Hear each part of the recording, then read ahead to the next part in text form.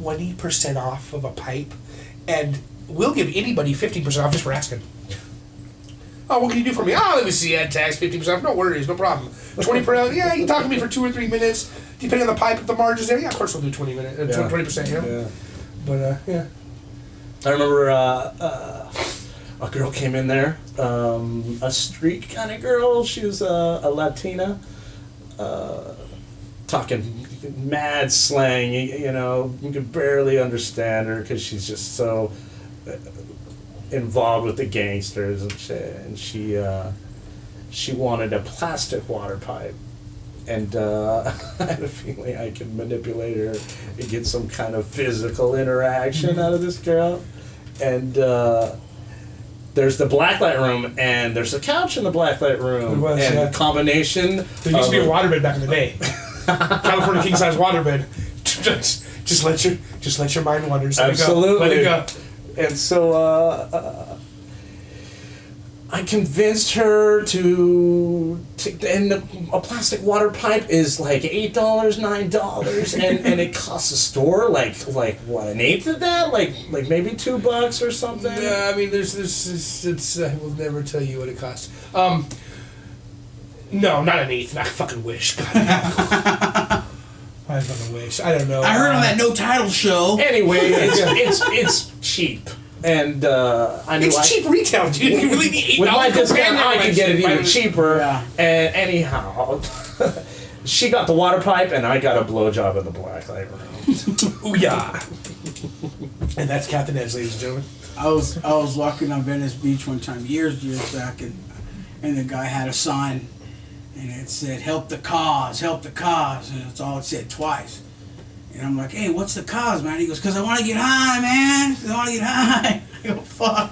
That's worth $5. Dude, you know what? I hear everybody says that. Straight when it honesty, says, man. you know, broke need money for food, they're like, oh, this guy's blah, blah, blah. When it says broke need money for a beer, Right. I've heard so many people say, I'd rather give that guy a couple dollars. But when it says need money for food, everybody wants to get on their high horse and be like, well, I'll go buy him a burger for Jack on the Box, but he doesn't want it, and I get all upset, blah, blah, blah, blah. But if it said need money for beer, I saw on the internet that said, ninjas killed my family, need money for karate lessons. That was fucking funny. I like this guy kicks ass. That's funny. Oh my god. The artwork on the side of the building, who did that? There's two guys. On the south wall, there's some weird wizard looking guy, and that's from a guy named Larry Gore. Larry Gore was one of Captain Ed's friends. He worked there for a long time. The black and white one on the north side of the building. That one's fucking crazy. Are the photos up on the website, on the Facebook? Probably. Yeah, I think they are. And there, you go check out Captain Ed's Facebook. That one was a guy named Derek Hare. Derek Hare is an amazing artist. I don't know where he is now. I heard he lost it a little bit mentally. I don't know where he's at now. Didn't the artist Crumb do some artwork? No. But somebody used his style and did something in the bathroom, right? Oh yeah, that was actually a guy. That was a customer, and he was part of the cartoonist union. So he did a bunch of stuff. Tommy Toilet Seat. There's somebody getting flushed on the toilet, and it showed the system of pipes that went underneath it, and his body was getting pushed through all the pipe system. Yeah, you were seeing a cross section of it. The whole shop, man. When like I said, when you first walk into it, it's just like you walk from outside to inside, and it's just like holy fuck, just man. walk into it. Yeah, it's I just heard like, a story wow. one time that when Derek Hare was painting that, he was like 16, 17 in high school, and Captain Ed let him paint it. And I guess he'd go there and he'd smoke a doobie or eat some acid or whatever, and he'd get there and paint it. And one time Derek's mom called Captain Ed at the store. You know, this is Derek Hare's mom, and Captain Ed's like, I imagine he's like, oh fuck, you know. He's like, listen, she's like, listen, I'm not trying to cause any trouble. Just promise me, every hour or so, will you please make him get off the ladder and drink some water? I know he's there. I know there's no way I'm taking him home. Right. I know he's not going to go. He's definitely going to go back there. Will you please make him drink some fucking water? You're going to go quietly. He has a tendency to get a little high. Yeah. You have some artwork in there too, right? I got a little bit. If you go to the Van Nuys location and look at the register, there's a right pole there, and there's a little bit of artwork that I posted up while I was working there. I think I have it posted on my Facebook page. Really? I should see Yeah. it there. Yeah, when you were telling me that, I was like, wow, really? You did that? Yeah. That's all that stippling shit, dude. Yeah, Which is not a stippling take for quite some time. It's okay. You know, no big deal. That's where I got. So- Right next door is 5150, the tattoo joint, and one of my best pieces that I think I've done myself. I had my friend Woody who works there. He tattooed it on me for a 6-pack of Corona Whoa. and $50. And the dude did like a $300 job. And he don't call it Corona. He don't call it beer. He calls it sody. Sody. Yeah. That's right. Yeah, we'll give him some sodies. Quite a character, that Woody. Yeah, Woody's not a motherfucker. Yeah. I don't even talk about Woody. I don't tell stories about Woody. my own sense of self-preservation. I remember when I worked there, you got a phone call from the police, Chris. Oh, Wes. Tell me more. I can only assume it was the police because he told me it was the police. So, like, whatever. But the guy says, my name is so-and-so. I drove by and saw one of your workers out there smoking a joint on the sidewalk. Probably said something like, "Oh, no, sir, not my employees, no way." He's like, "Yeah, your guy with the gap in between his teeth." I go, "Oh fuck, that's Wes. He's got Wes pinned. Oh shit." I'm all, don't let me ever see that again, or something like that. What's ironic about that is the relationship that the police force and the shop have. I think the best relationship we have is none. Right. We've been there forever, and there's not much you can do. The owners own the land from Boulevard to Alley for 35 years. 40 years. Who knows? Right. Fuck you. Complain to the landlord. You know, I mean, there's nothing to say. I just If work we here. lasted 8 presidential administrations through Ed Meese and Nancy Reagan, Right. the fuck is an employee out there smoking a doobie gonna do to us? Right. Nothing, dude. Right. Nothing. There's no getting rid of that store. We'd really have to do something really stupid, several times in a row, Right. probably, Right. to have any problems. We don't have any problems with the police department. None. In fact, we have a couple cops that shop there. Right. You know, they buy tie-dyes and stuff like that. Right. You know? Oh, yeah. I mean, this one guy came in for a drug test product, and, you know, he was wearing, like, khakis, a nice button-up shirt and a tie. He wasn't wearing a suit, but, you know, he was dressed. And, I looked at his tie, and his tie clip had a 6-pointed star and a bear in the middle of it. Sure. It was a sheriff's department, right? Yeah. And or 7-point star, whatever. So I'm talking about him. I'm talking about this drug test, and I look down, and I see. I go, "That's a nice tie clip. I like that. It's really nice." Yeah. That's my little off the wall way of calling your punk ass out. You know, Right. I just, "That's a nice tie clip. It's very nice." Yeah. And he looks up. I'm no detective, But he looks up and he says, "I thought I got everything." Yeah. Like he fucking did a once over his body to make sure he had no telltale signs, you know? He's like, fuck. He's like, I can't get in trouble. So it's still a part of our drug test.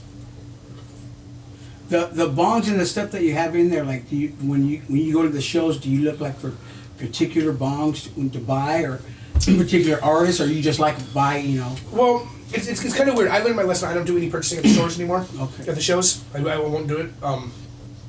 I reason don't want to being- do emotional purchasing. I don't want to see someone fall in love with it and buy way too much of it. So I go there with a clear head. I take all kinds of notes, get all kinds of catalogs. When I go back to my hotel room, I do not make, you know, I don't go out and party.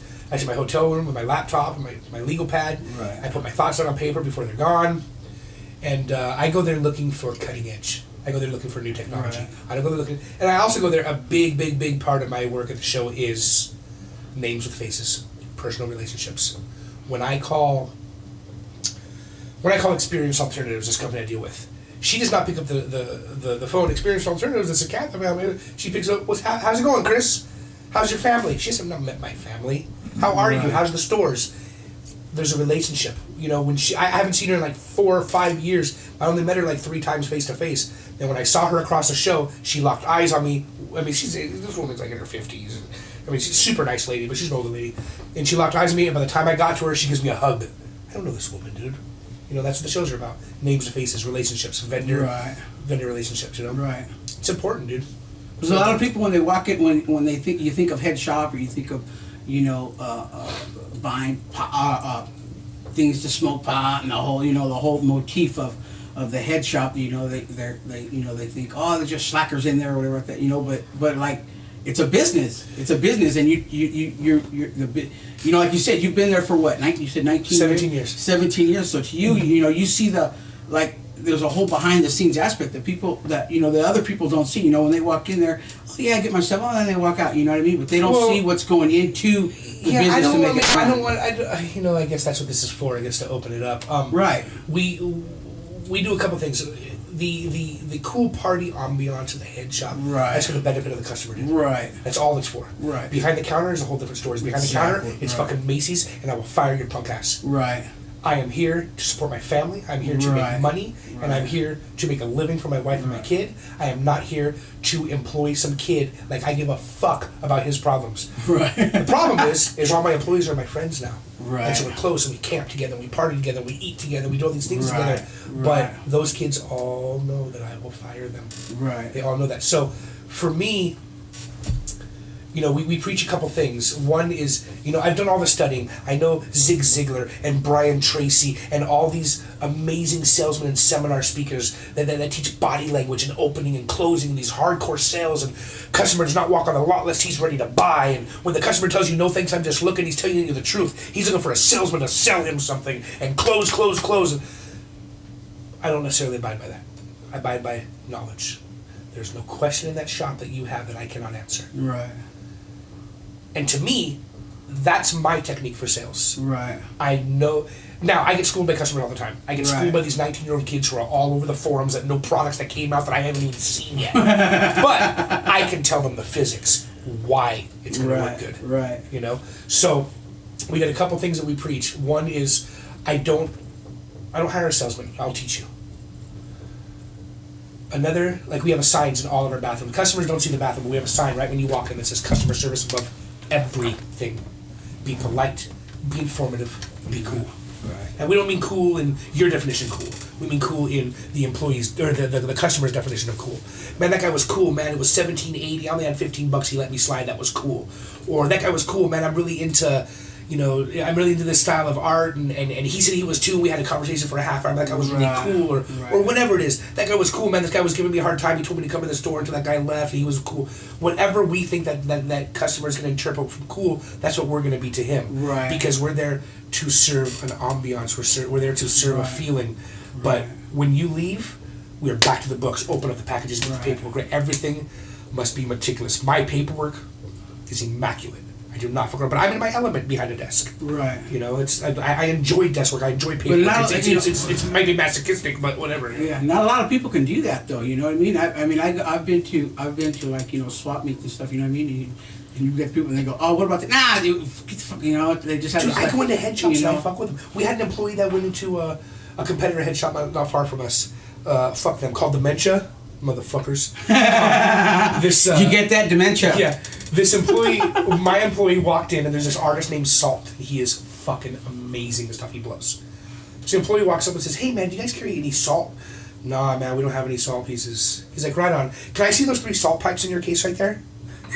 So the guy pulled them out, and he's like, all right, thanks, and he leaves, We do that to head shops all the time. We'll go and clown them.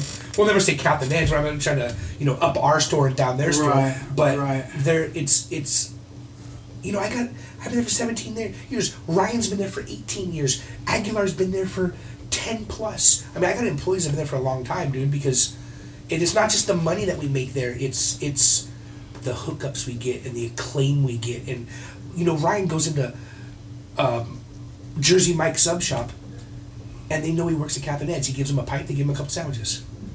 It's just there's a connection, dude. Right. And a lot of like the stickers and like the posters and stuff that I've seen were like Grateful Dead, the Doors. Yeah, 60s and 70s. Pink Floyd. Yeah, it had that. Do you think there'll ever be a time where like, as time progresses, if like a band or someone comes along, that has that same feel as Captain Ed's or the whole aura of that, that you would put up like a poster of that, or will those posters that you have up there? They're just like. Timeless. They're timeless. Those fucking posters. We make jokes that we don't take posters down because we think that they're load bearing. So if we remove a poster, part of that fucking wall is gonna come down. But You know, some customers bring me posters. They're like, Right. man, I don't know if you ever heard of a band called Canned Heat. It's old school 60s band. Right. They're awesome. Hey, man, I got these Canned Heat posters. Will you put it up? Like, fuck, yes. I stopped everything. Ladder, staple gun, boom, put that fucker